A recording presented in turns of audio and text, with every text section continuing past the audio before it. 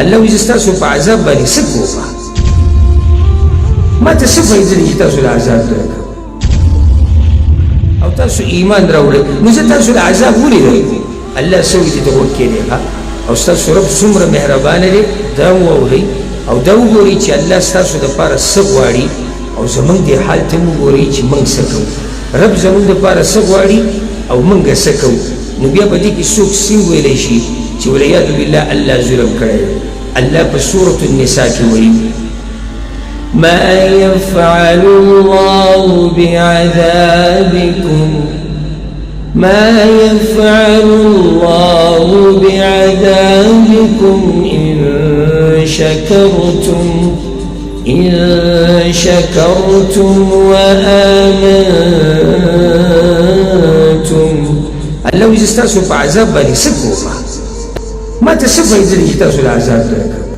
خو که تاسو زما شکر ادا کړئ او تاسو ایمان راوړئ نو زه تاسو له عذاب ولې درکوم او ځکه حدیث قدسي دی حدیث قدسی معنی اللہ دا خبر پیغمبر صلی اللہ علیہ وسلم تا کری دا غیر منتق کری حدیث قدسی اغی کی دادی اللہ وی اے دا آدم بچیا لو ان اولکم و آخرکم کستاسو اولنے او آخرنے یعنی دا آدم علیہ السلام نوالا دا آخرنی پوری طول لا جمعش و انسکم و جنکم او ستاسو انسانان مراجمشی او ستاسو پیریان مراجمه شي دوی ته وکولاو کوي او ټول د الله په نافرماني باندې متفق شي کنه الله وی زما په بچای کې وسره برابر کمیران وله او که تاسو ټول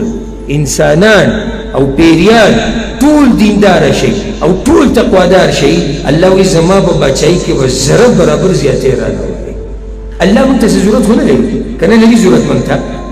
زموږ د بندګۍ ته ضرورت لري نه من بسيو زمان بندگی بسي